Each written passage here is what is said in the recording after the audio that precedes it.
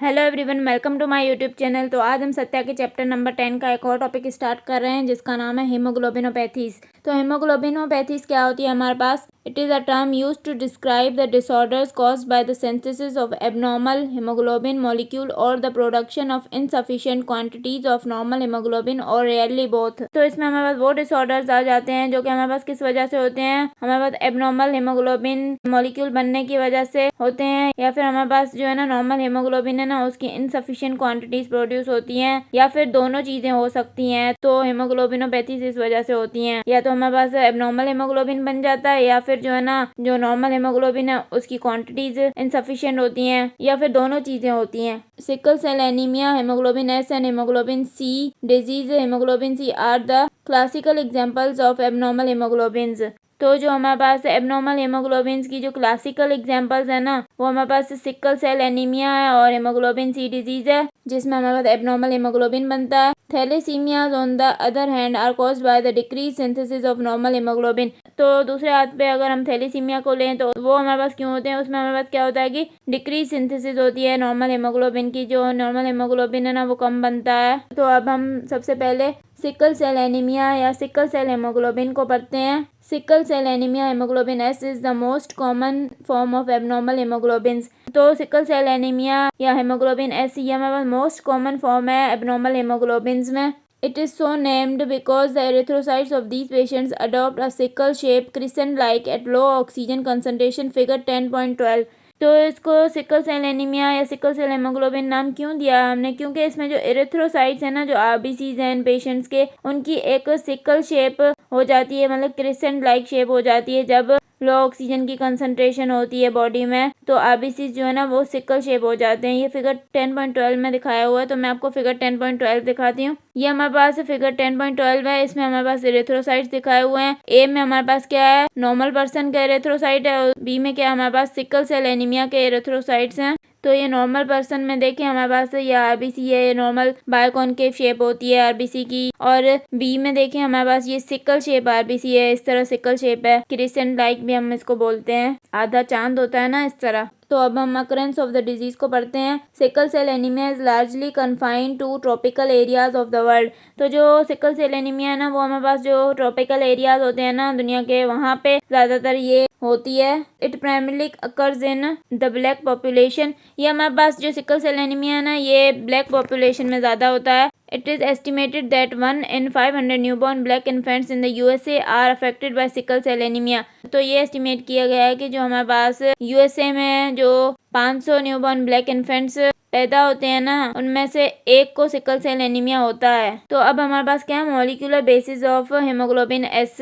Molecular basis क्या है haemoglobin S की, तो पढ़ते हैं। The structure of haemoglobin S described already contains 2 alpha and 2 beta globin chains. तो जैसे कि हमारे पास हीमोग्लोबिन का स्ट्रक्चर हमने पढ़ लिया है पहले ही, उसमें क्या होते हैं हमारे पास 2 अल्फा और 2 बीटा ग्लोबिन चेन्स होती हैं।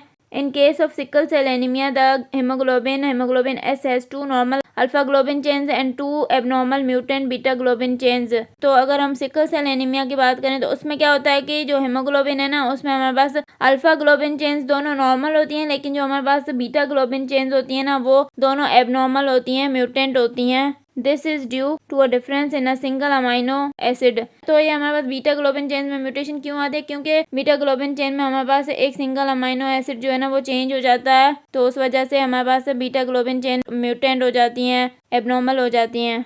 In hemoglobin S, glutamate at 6th position of beta chain is replaced by valine, glutamate B6 replaced by valine। तो हेमोग्लोबिन एस में क्या होता है कि हमारे पास जो बीटा चेन है ना उसमें जो 6th पोजीशन है ना जिसपे ग्लूटामेट लगा हुआ है नॉर्मली, तो अब हेमोग्लोबिन एस में क्या होता है कि जो ग्लूटामेट है ना उसकी जगह पे वैलिन आ जाता है, तो फिर हमारे पास बीटा चेन म्यूटेंट हो जाती है और ये हेमोग्लोबिन एस बन जाता है, हमारे पास सिकल सेल हेमोग्लोबिन बन जाता है। Sickle cell anaemia is due to a change missense mutation in the single nucleotide thymine arrow adenine of beta globin chain. तो सिकल सेल एनीमिया हमारे पास क्यों हो रहा है, ये हमारे पास मिससेंस म्यूटेशन की वजह से होता है। इस म्यूटेशन में क्या होता है कि हमारे पास एक सिंगल न्यूक्लियोटाइड जो है ना वो चेंज हो जाता है, मतलब थायमिन जो है ना न्यूक्लियोटाइड उसकी जगह पे एडेनिन आ जाता है बीटा ग्लोबिन जीन में। This error causes the formation of Altered codon GUG in place of GAG which leads to the incorporation of valine instead of glutamate at the 6th position in beta chain figure 10.13। तो जब हमारे पास thiamine की जगह पे adenine लग जाता है ना, तो उसकी वजह से हमारे पास क्या होता है कि एक दूसरा कोडोन बन जाता है। GUG की जगह पे हमारे पास GAG बन जाता है, और जब GAG हमारे पास कोडोन होता है ना, तो फिर हमारे पास क्या होता है कि ग्लूटामेट की जगह पे फिर हमारे पास वैलिन लग जाता है 6th position of beta chain पे। ये हमारे पास फिगर 10.13 पे दिखाया हुआ, तो मैं आपको फिगर 10.13 दिखाती हूँ। ये हमारे पास फिगर 10.13 है। इसमें क्या हमारे पास formation of beta chain of haemoglobin in normal and sickle cell anaemia, note single base mutation in DNA thymine to adenine causes replacement of glutamate by valine at 6th position of beta chain. तो ये हमारे पास normal haemoglobin A है और ये हमारे पास haemoglobin S है इस तरफ। तो हमारे पास क्या होता है कि नॉर्मल हेमोग्लोबिन A में हमारे पास जो DNA में कौन सी बेसिस होती हैं, CTC होती हैं, और RNA में फिर हमारे पास कौन सी बेसिस होती हैं, GAG। RNA में हमारे पास ये कोडोन बन गया है। अब ये हमारे पास कौन सा अमाइनो एसिड बनता है, नॉर्मली ग्लूटामेट बनता है इस कोडोन से। लेकिन अगर हम हेमोग्लोबिन S की बात करें जो कि एबनॉर्मल हेमोग्लोबिन है, तो इसमें अगर हम देखें जो DNA में बेसिस होती है ना, उनमें हमारे पास थायमीन की जगह पे क्या आ जाता है, एडेनिन आ गया। यहाँ पर देखें ये T है, यहाँ पर A है, एडेनिन आ गया है, जिसकी वजह से हमारे पास RNA में जो कोडोन बनता है वो GUG बनता है। और ये जब GUG कोडोन बनना है तो ये हमारे पास कौन सा अमाइनो एसिड बना रहा है, वैलिन बना रहा है। तो जब हमारे पास ग्लूटामेट की जगह पे वैलिन आ जाएगा 6th position of beta chain पे, तो हमारे पास हेमोग्लोबिन S बन जाता है। तो ये हमारे पास क्या होता है, सिंगल बेस म्यूटेशन होती है DNA में। ये देखें DNA में हमारे पास एक सिंगल बेस की म्यूटेशन हो गई है, T की जगह पे A आ गया है, थायमिन की जगह पे एडेनिन आ गया, जिसकी वजह से हमारे पास ग्लूटामेट की जगह पे वैलिन लग रहा है 6th position of beta chain पे। तो इस तरह हमारे पास हेमोग्लोबिन S बन रहा है। अब हमारे पास क्या है, homozygous and heterozygous haemoglobin S। Homozygous और हेट्रोजाइगस हेमोग्लोबिन S क्या है, sickle cell anaemia is said to be homozygous if caused by inheritance of 2 mutant genes, one from each parent that code for beta jeans.